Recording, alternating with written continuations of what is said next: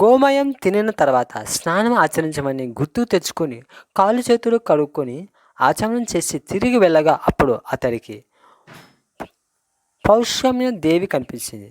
ఆమె ఉదంకుడి కోరిక మీద కుండలంలో ఇస్తూ, మునికుమారా, ఈ కుండల కొరకు మాయల మారి అయిన తక్షకుడు ఎదురు చూస్తున్నాడు.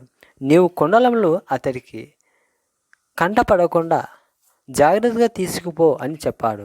ఉదంకుడు పౌష్యుడు శాప ప్రతి పాపాలు ఇచ్చుకొనట కుండలంలో తీసుకొని రాజు వద్దకు వెళ్ళగా రాజు ఉదంకుడు భోజనం చేసిన తర్వాత వెళ్ళమని చెప్పాడు. రాజు కోరిక మేరకు ఉదంకుడు పౌష్యుని ఇంటిలో భోజనం చేస్తుండగా అన్నంలో ఒక వెంట్రుక వచ్చింది. ఉదంకుడు కోపించి చూడకుండా భోజనం పెట్టినందుకు గుడ్డివాడివి కమ్మని శపించాడు. పౌష్యుడు కోపించి, ఇంత చిన్న దోషానికి అంత పెద్ద శిక్ష నేను నీకు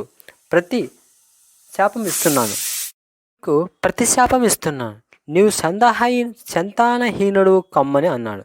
తన అపరాధం గ్రహించిన ఉదంకుడు మహారాజుతో, అయ్యా, నాకు సంతానం కావాలి కనుక నా శాపాన్ని ఉపసంహరించుకొని అని కోరగా పౌష్యుడు మనసు నవనీతం, మాట వజ్రాయుధం. ఇది బ్రాహ్మణ స్వభావం. క్షత్రియులకు ఇవి రెండు విపరీతములు కనుక నా శాపము ఉపసంహరించుకోలేదు కనుక నీవు ఉపసంహరించు అన్నాడు.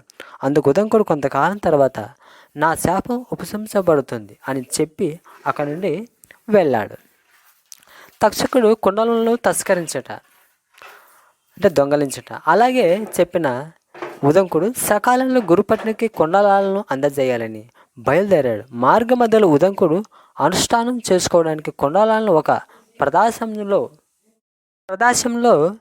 దాచి స్నానం చేస్తున్న సమయంలో తక్షకుడు గట్టున ఉన్న కుండలను అపసరించి నాగలోకానికి వెళ్ళాడు. అతని వెన్నంటి వెళ్ళిన ఉదంకుడు అతడు ఒక రంధ్రంలో దూరాన్ని గ్రహించి తాను ఆ దారిలో ప్రవేశించి నాగలోకం చేరాడు.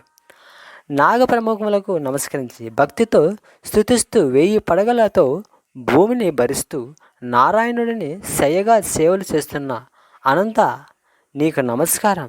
సమస్త నాగలోకమును రాక్షసుల బారి నుండి రక్షిస్తూ పరమశివుడిని మెడల ఆభరణంగా వెలుగొందుతున్న వాసుకి వందనం. సమస్త దేవతలతో మానవులతోనూ పూజలు అందుకుంటున్న నాగదేవతలారా నన్ను అనుగ్రహించండి. కుమారుడైన అశ్వసేనుడితో భూలోకమంతా సంచరిస్తున్న తక్షక నన్ను అనుగ్రహించి అని ప్రార్థించాడు. అప్పుడు నలుపు తెలుపు దారాలతో వస్త్రం నేయుచున్న 2 స్త్రీలు 12 ఆకులు గల చక్రం తిప్పుతున్న ఆ 2 స్త్రీలు 6 కుమారులు మహోన్నత గుర్రం మీద ఉన్న ఒక పురుషుడు కనిపించారు. ఆ దివ్య పురుషుడు గోమయం తినిన తర్వాత స్నానం ఆచరించమని గుర్తు తెచ్చుకొని కాళ్ళు చేతులు కడుక్కొని ఆచమనం చేసి తిరిగి వెళ్ళగా అప్పుడు అతడికి పౌష్యమ్య దేవి కనిపించింది.